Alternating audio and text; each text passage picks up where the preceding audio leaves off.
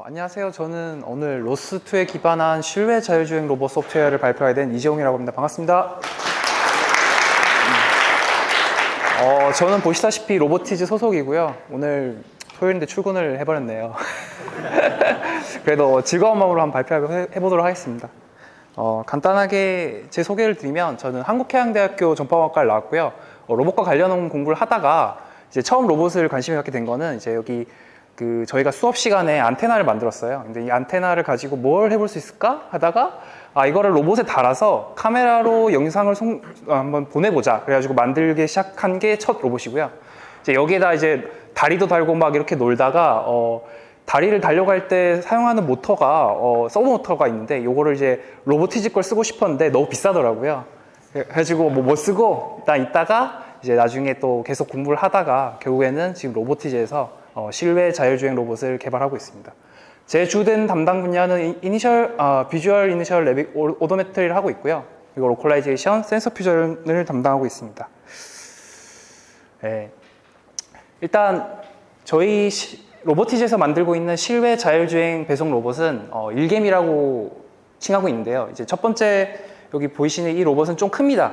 이제 처음 만든 로봇이고요. 다양한 센서들을 이제 장착을 해서 이제 로봇을 한번 만들어 본 거고요. 그래서 일단 다양한 센서들을 써가지고 일단 돌아가게 한번 만들어 보자 라는 그런 마인드로 만든 로봇이라서 굉장히 비싼 가격을 자랑하고 있습니다. 그리고 또 특징이라고 하면은 여기 좀 독특한 이런 구조를 통해서 이제 낮은 턱 같은 경우는 이제 가볍게 올라갈 수 있는 그런 능력을 갖춘 친구고요. 이제 요거를 가지고 좀 해보니까 해볼만 하다 해가지고 만들게 된 게 이 두 번째 모델입니다. 이제 두 번째 모델 같은 경우에는 기존에 썼던 것들에서 이제 최적화된 것들, 저렴한 애들만 모아서 일단 로봇을 하나 더 만들었습니다.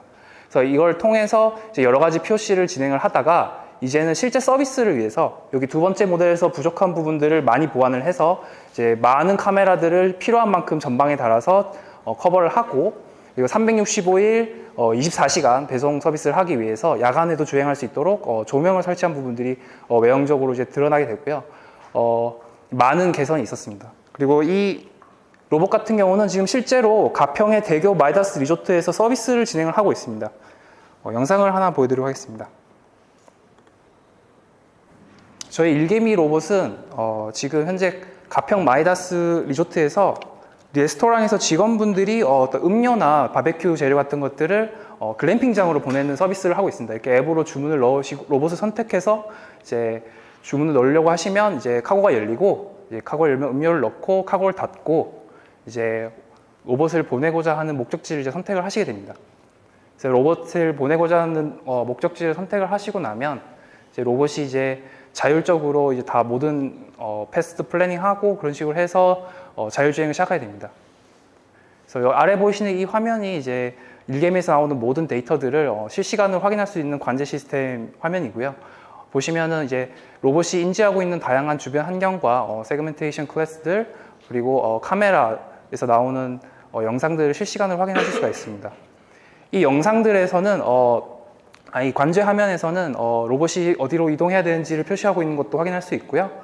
주행할 수 있는 경로만 잘 표시되는 걸 확인할 수가 있고 이제 사람 같은 것들을 로봇의 전방으로 보고 있는 카메라를 통해서 오브젝트 디텍션을 해서 사람이 등장을 하게 되면 이제 로봇이 멈추거나 피해서 이제 이동할 수 있는 그런 기능까지 포함하고 있습니다. 그리고 여기 보이시는 이 아래 화면에서 로봇이 위성 지도상에서 얼마만큼 이동하고 있는지 현재 어디인지를 표시를 할 수가 있게 되고요.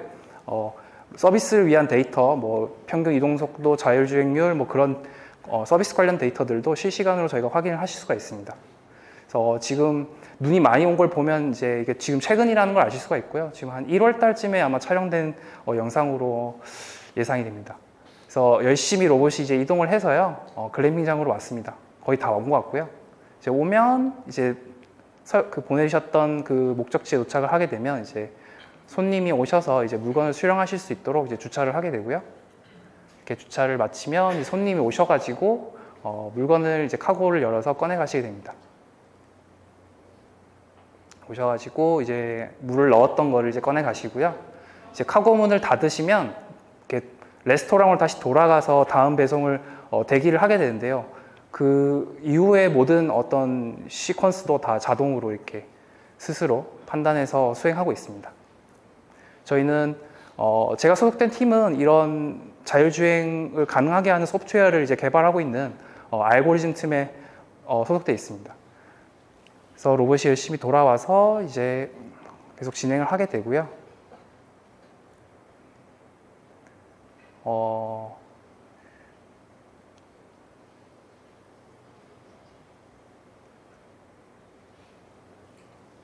열심히 로봇이 이제 지나가서 사람들이 이렇게 지나다니기 굉장히 어떤 직원분들이 직접 이제 물건을 배달하기에 상당히 먼 거리를 로봇을 통해서 이렇게 보내서 서비스를 해서 직원분들도 편하시고 여기 놀러 오시는 고객분들도 새로운 경험을 드리고자 지금 서비스를 진행하고 있습니다.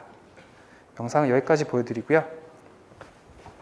이런 그 서비스 배달 실외 자율주행 배송 서비스를 하기 위한 그 일개미의 소프트웨어를 개발하는데 다양한 툴들을 사용했습니다.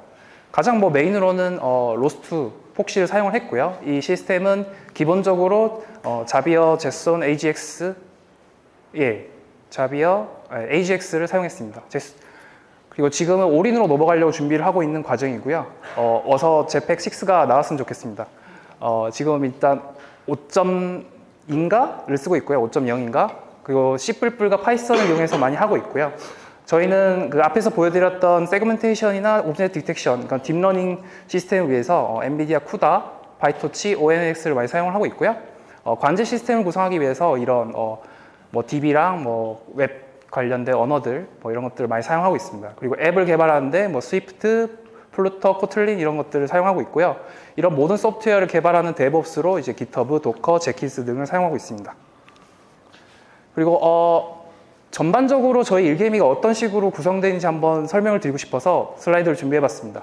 그래서 일개미 같은 경우는 모바일 앱으로 주문을 넣으실 수도 있고요. 플릿 매니지먼트 시스템을 통해서 이렇게 별도로 이제 관제 입력을 넣어주실 수 있습니다.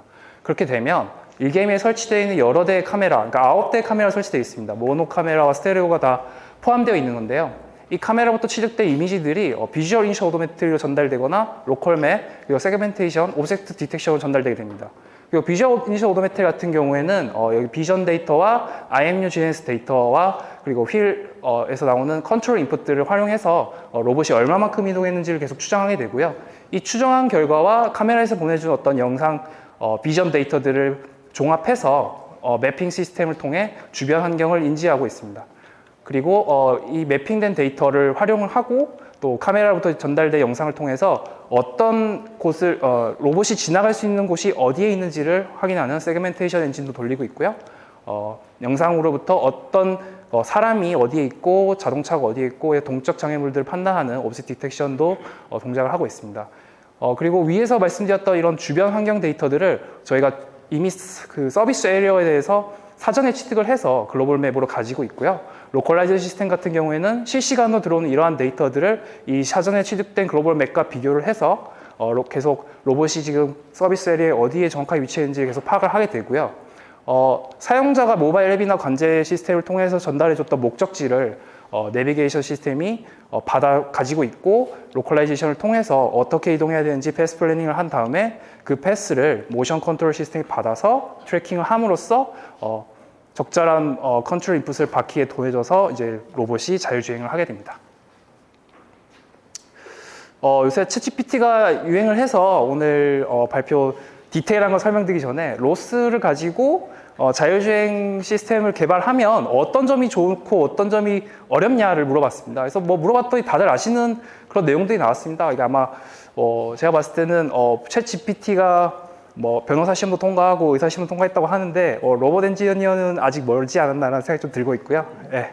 제 개인적으로는 그냥 일반론적인 걸 많이 얘기를 해주고 있는 것 같아요. 각 노드들 같은 거 갖다 쓸 수 있으니까 좋고 다른 로봇들 사용할 수 있어서 좋고 통신 그 DDS 같은 것들 사용하면 보안도 좋고 이런 얘기를 하는데 챌린지도 한번 물어봤습니다. 챌린지 물어보니까 로스 잘 모르면 못 쓴다. 당연한 얘기를 하고 있고요. 그리고 리얼타임 퍼포먼스 생각보다 잘 안 나온다. 그리고 다른 하드웨어들 엮는 거 어렵다. 1번이랑 비슷한 것 같아요. 그리고 보안이 좋다고 했는데 갑자기 보안이 안 좋다고 얘기를 하고 있고요. 그리고 테스트하고 밸리데이션 하는 거 어렵다. 이건 사람이 해야 되니까 하여튼 이런 얘기를 했었고요. 그래서 저희 로보티즈에서 실외 자율주행 소프트웨어 만들 겪었던 챌린지는 3가지가 있었습니다. 저희는 이 서비스를 완성하는데 이 세 가지 챌린지를 해결했었어야 했고요. 일단 첫 번째로 여러 대의 카메라 그런 다양한 데이터, 센서들부터 들어오는 데이터들을 이제 실시간으로 노드 간의 통신을 해내야 되는 필요성이 있었습니다. 그리고 두 번째로 저희가 지구 어디상에 두더라도 로봇으로부터 나오는 모든 데이터들을 실시간으로 볼 수 있는 관제 시스템을 구성하는 데 큰 어려움이 있었고요. 그리고 마지막으로 그 자율주행 소프트웨어, 그러니까는 서비스를 365일 24시간 최상의 상태로 유지를 하기 위해서 어떤 식으로 소프트웨어를 유지 관리해야 되는지에 대한 큰 어려움이 있었습니다. 그래서 하나씩 먼저 설명을 드리려고 하는데, 첫 번째로 저희가 사용했던 기능은 IPC입니다. IPC는 인트라 프로세스 커뮤니케이션인데요. 로스트의 최대 장점 중 하나입니다. 그래서 기존의 로스 같은 경우에는 로스 미드웨어를 통해서 DDS 같은 걸 통해서 두 개의 노드가 통신을 하는데 이미지 패킷을 이제 만들어서 이제 카피를 해서 보내주는 그런 형태로 통신을 하게 됩니다. 근데 인트라 프로세스 커뮤니케이션을 사용하게 되면 인트라 프로세스 매니저라는 걸 통해서 각 노드들에서의 토픽 통신을 일종의 포인터를 참조한 형식으로 카피를 최소화하는 형태로 전달을 하게 돼서 이렇게 데이터로 보게 되면 아주 높은 용량의, 그러니까 이미지와 같은 높은 용량의 데이터를 전송함에도 불구하고 거의 레이턴시가 없고요. 리소스도 거의 적게 먹어서 굉장히 유용한 기능이었습니다. 그래서 이걸 활성화하는데 큰 어려움이 없는 게 또 로스의 장점입니다. 단 코드 두 줄입니다. 노드 옵션에서 인트라 프로세스 커뮤니케이션을 활성화해 주시면 됩니다. 그래서 이거를 통해서 저희 일개미 시스템은 IPC를 이런 식으로 구성해 봤는데요. 저희 일개미의 퍼셉션 시스템의 구성입니다. 그래서 카메라 로드로부터 나오는 이 무거운 데이터들과 매핑들 노드에서 나오는 무거운 데이터들을 인트라 프로세스 커뮤니케이션을 통해서 전달을 함으로써 실시간으로 이제 거의 적은 리소스로 통신을 하게 됐고요. 비주얼 이니셜 오토메트리나 세그멘테이션 노드, 로컬라이제이션 노드, 내비게이션 노드 모두 다 여기 센서들보다는 좀 더 무거운 데이터를 주고받으니까 이런 데에서도 큰 이득을 얻을 수 있었습니다.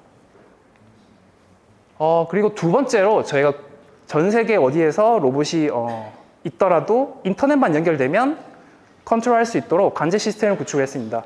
그때 사용했던 핵심적인 부분은 웹 RTC입니다. 저희는 로스2의 메시지를 커뮤니케이션하는 시스템을 웹 RTC를 기반을 통해서 개발을 했고요.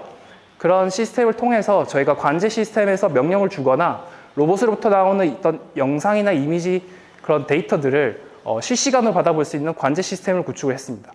그리고 나중에 서비스가 끝난 이후에 어떤 문제들이 있었는지 분석하기 위해서 그런 데이터를 DB에다 저장해 놓고 그런 것들을 분석할 수 있는 데이터 맵 뷰 시스템까지 구축을 해놓고 사용을 하고 있습니다.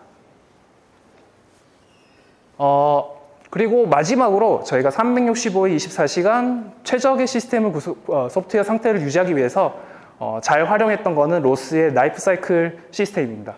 지금 내비게이션 2에는 적용이 되어 있는 걸 알고 있는데 제가 처음에 내비2 사용할 땐 이게 되게 별로였어요. 저는 이거를 연구할 땐 다 떼고 쓰고 그랬었거든요. 근데 이게 요즘은 되게 좋아져서 적극적으로 활용하는 거를 좀 추천드리고 싶습니다. 일단 로스2의 노드는 4개의 상태를 가질 수가 있습니다. 처음에 얘를 만들면 unconfigured 상태로 존재하게 되고요. 얘를 이제 configure를 하면 inactive 된 상태로 유지하게 되고, 그 다음에 이제 configure를 하면 이제 active가 돼서 돌게 되고요.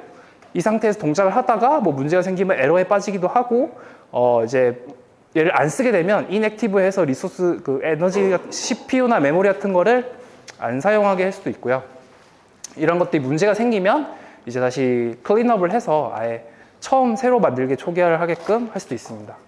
그래서 이런 것들이 이런 라이프 사이클 매니저를 통해서 저희는 만약에 이렇게 로봇이 눈에 이렇게 빠진다든지 해서 그러면 로컬라이제이션이나 이런 시스템들 초기화하는 그런 기능들을 활용을 하고 있고요. 모든 자율주행에 있는 모든 소프트웨어를 한 번에 다 그냥 켜고 끄는 것보다는 이런 라이프 사이클 매니저를 통해서 특정 노드들만 초기화하고 새로 재구성하는 것들이 굉장히 효율적이어서 저희는 사용을 하고 있습니다. 그래서 저희는 라이프 사이클 매니저라는 거를 구형을 해서 이런 라이프 사이클 시스템을 활용을 하고 있는데요.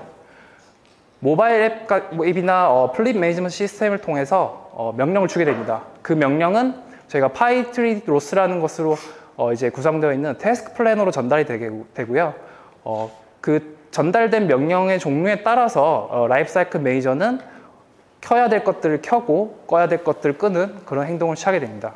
예를 들어서 로봇의 전원이 딱 인가가 되면 그거를 캐치해서 라이프 사이클 매니저는 뭐 GNSS나 모터 컨트롤 노드 그리고 다이그노스틱 노드들을 미리 켜놓습니다. 그것들이 Always On 노드라고 등록이 되어 있고요. 반면에 저희가 배송 주문이 안 들어오면 활성화를 하지 않고 있다가 이제 배송 주문이 들어오면 그때서야 이제 자율주행에 관련된 노드들을 활성화해서 그때 필요할 때만 켜서 리소스를 최적으로 사용을 하도록 구성이 되어 있습니다. 그리고 만약에 아까도 보여드렸지만 뭐 눈에 빠진다든지 그런 식의 문제가 발생을 하면 로컬라이제이션 시스템이나 뭐 매핑 시스템을 개별적으로 초기화를 해서 되게 효율적으로 시스템을 리커버리하는 시스템을 구축하고 있습니다. 그래서 서머리입니다. 그래서 오늘 저희가 생각했던 로보티즈가 자율주행 소프트웨어를 개발할 때 로스트 기반으로 어려웠던 점은 세 가지가 있었습니다. 그 세 가지를 각각 인트라 프로세스 커뮤니케이션, 웹RTC 기반의 메시지 통신 시스템 개발, 그리고 라이프 사이클 매니저의 도입을 통해서 해결을 했었고요. 이런 것들을 바탕으로 이제 다양한 환경에서 다양한 로봇을 가지고 서비스를 계속 개발해 나가고 있습니다. 앞으로 이런 경험들을 계속 여기 계신 분들하고 공유를 해 나가고 싶습니다. 경청해 주셔서 감사합니다.